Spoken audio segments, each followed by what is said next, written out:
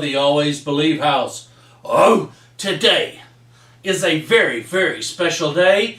It's Read Across America Day.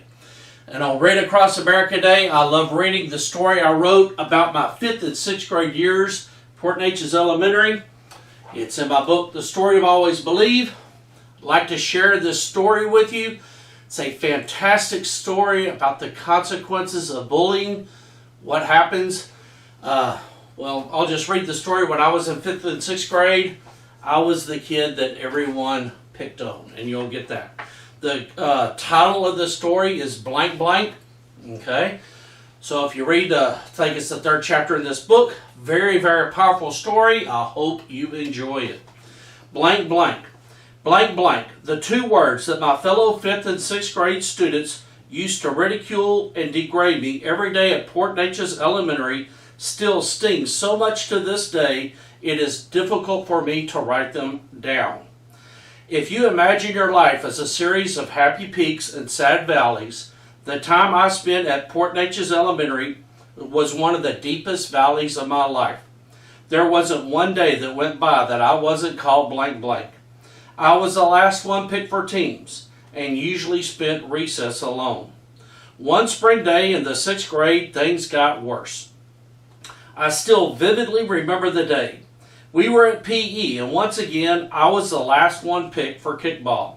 It wasn't because I was uncoordinated and couldn't play. It was because no one wanted blank blank to be on their team. I was the last batter. When it was my time to kick the ball, I connected and hit one over the second baseman's head. But Stan, the stud athlete, got the ball on one bounce and threw a bullet to the first baseman, putting me out by half a step. I heard Coach PK Petkazi, my father's high school track coach, call me out. I was thinking, darn, I can never win. I get a good kick, and no matter how hard I try to win the approval of my classmates, it is just not enough. While walking back to the backstop to get back in line, Brian, the first baseman, ran up to me and kept yelling over and over, blank blank got out, blank blank got out, blank blank got out. The words hurt and pierced deep inside. He wouldn't stop and kept following me down the baseline. I don't know why, but usually I just ignored the name calling and kept everything to myself. But on that day, something snapped. I turned to face Brian, who was now pointing at me and yelling over and over, even louder, blank blank got out, blank blank got out, blank blank got out. I was seeing red, and before I knew any better, my right fist clenched tight, and I connected squarely on Brian's left cheekbone with a right hook that would have given George Foreman a black eye.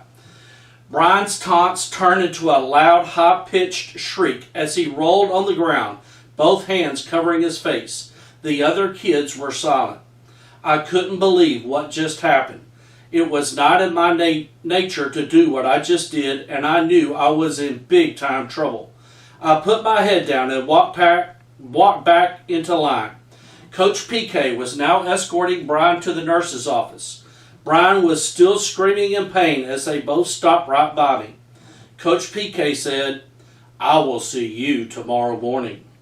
You see, Coach PK was the school's disciplinarian. The teachers gave notes to Coach PK about boys that were giving them trouble in class. In the morning, Coach PK would walk the halls, get the disobedient boys, and remind them with his solid ash paddle, the board of pain, on why their behavior was wrong. It was said that no one could get swats from Coach PK without having tears come to their eyes. And even worse, the punishment for my offense, fighting, wasn't 1 swat, it was 3 swats. I couldn't sleep that night. In no way was I going to tell my parents, especially my dad, whom Coach PK said was the best track athlete he ever coached. The next morning, I got up and put on 5 pairs of underwear. Anything to pad the area that would be the target for the horrible punishment that was about to come my way. School started at 8 a.m., and 20 minutes later, there was a knock on the classroom door. My teacher, Mrs. Green, opened the door, and there he was, Coach PK. His arms were folded across his chest, which made his biceps look like oak tree trunks. In an angry voice, he said, "I need to see Toups." The class was silent. I got up and walked to my upcoming doom. Within 5 minutes, I would be in horrible pain, with tears of agony running down my face. I walked past the door and past Coach PK, who was now holding the board of pain over his shoulder, like a club. Everyone in the room knew what lay in front of me. Pain. After Coach PK shut the classroom door, he tersely said, "Go to my office." The office of pain was the boys' restroom. If your teacher kept the door open between 8:30 and 9, you could hear the echoing of paddling from the restroom. Most boys shriveled in fear at this sound, for we knew when we heard the pow from Coach PK's board of pain, some poor boy was on the opposite end of it. I walked down to the restroom. My eyes were already starting to water. I knew Coach PK was really mad at me for what I did, and the 5 pairs of underwear would be no match for the board of pain. He followed me into his office and then locked the door behind him. He then told me to stand by the sinks. I walked to where he pointed. Then he laid the board of pain onto a sink and gave me a big hug. I was confused and bewildered. Coach PK then lifted my chin, put his hands on my shoulders, looked me in the eye, and said, "I know why you did what you did. This time I won't tell your dad. But remember, violence is not the answer to the problem you have." He then took his hand off my shoulders and picked up the board of pain. He stepped back a few steps and bent his right knee. He was standing on one foot. I didn't know what was going to happen next. Then he took his board, and as hard as he could, he hit the bottom of his right shoe. The noise was deafening. My ears were in pain from the pow that just thundered in the restroom. He hit the bottom of his right shoe 2 more times, as hard as the first.